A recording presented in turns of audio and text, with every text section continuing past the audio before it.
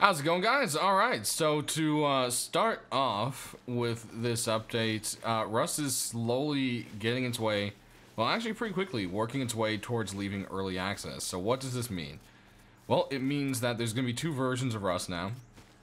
If you haven't already seen, if you go in your Steam library, you can actually download a staging branch separately.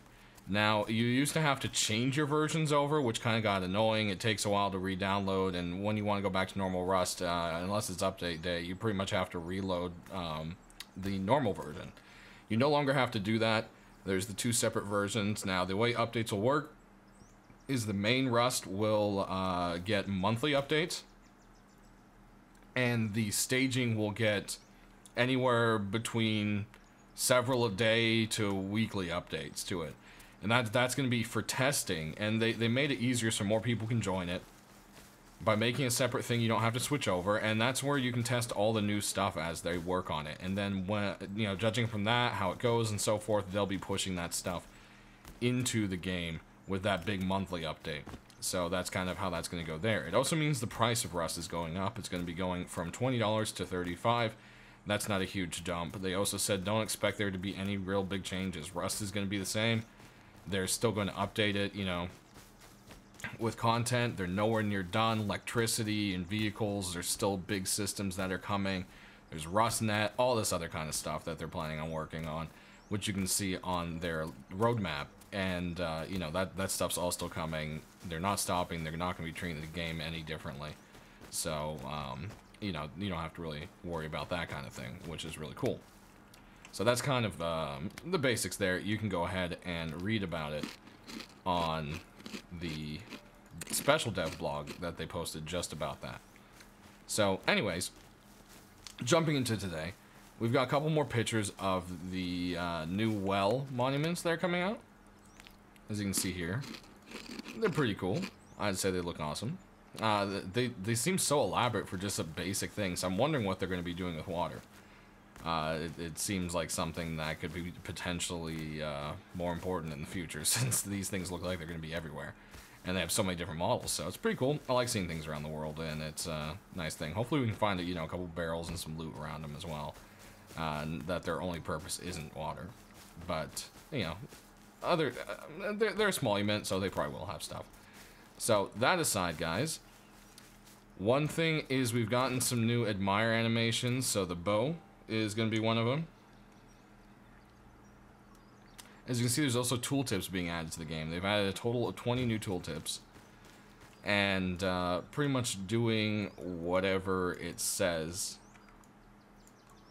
will, take care of it. If it doesn't, there's a command to get rid of it.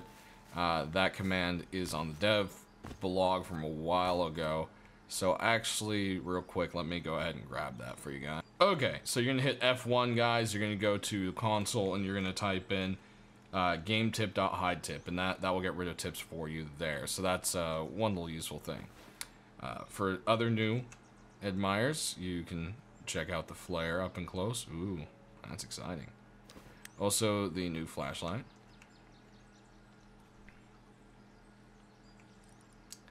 And the hammer and guitar. So, guitar. You can go ahead and take a peek at it. And the hammer, as I said. You can see that tooltip popped up there. There's an additional 5 tooltips they have also added to the loading menu, which they thought would be they didn't quite fit into game. So, in the loading menu, those will pop up there, which I saw them all loading in, and it's pretty cool. The planters have gotten a little bit of a fix to them. So they pretty much look the same, and you guys are like, well, what happened? I thought it said the models got updated. Well, they did. So what's really weird here is the bottoms just disappeared. That's pretty strange. But when you throw water on them like the old times, they're supposed to go ahead and turn dark. Alright, I'm not sure what's going on with that. Let's fill up some water. And we should grab items. We'll grab another large one of these. That dumps all our water. Let's put it up on some normal terrain here. Maybe? No. Let's go up here. Nah. Nah.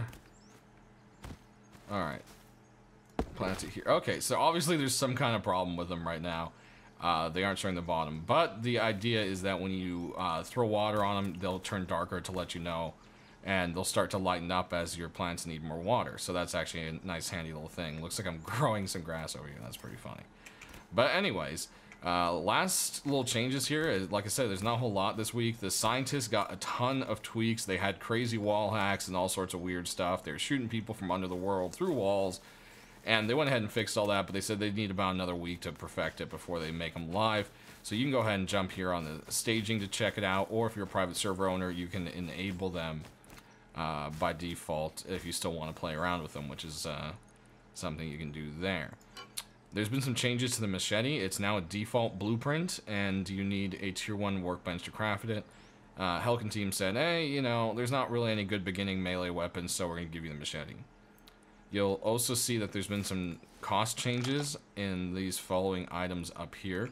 So, whoops, if we go ahead and open up crafting, and we go to, oh, where are we building?